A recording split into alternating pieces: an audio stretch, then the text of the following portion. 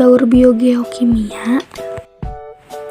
Daur biogeokimia adalah suatu siklus yang melibatkan perpindahan senyawa kimia melalui organisme sebagai perantara dan senyawa tersebut kembali lagi ke lingkungan fisiknya. Siklus sulfur atau belerang. Apa itu siklus daur belerang atau sulfur? Siklus belerang seringkali dikenal dengan siklus sulfur, yaitu suatu rangkaian perpindahan suatu zat kimia yang memiliki kandungan unsur belerang atau sulfur yang berbeda di permukaan bumi. Dalam lingkungan atmosfer, unsur belerang ini berbentuk gas yaitu SO2 yang berasal dari aktivitas serta pembakaran bahan bakar fosil. Selain itu, unsur belerang juga memiliki bentuk gas H2S yang dapat menyebabkan terjadinya suatu proses pembusukan pada bahan organik yang berada dalam air maupun tanah. Sulfur atau belerang selain memiliki manfaat untuk kepentingan manusia, juga bermanfaat untuk pertumbuhan tanaman dalam bentuk anion sulfat yang berada di dalam tanah. Berikut proses terjadinya sulfur atau daur belerang.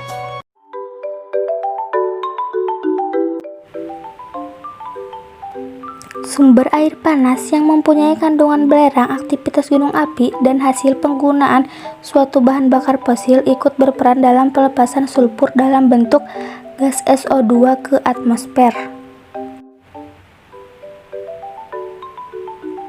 Kemudian, gas dari SO2 yang sudah ada di udara selanjutnya mengalami proses oksidasi yang dapat berubah menjadi gas sulfat atau SO4.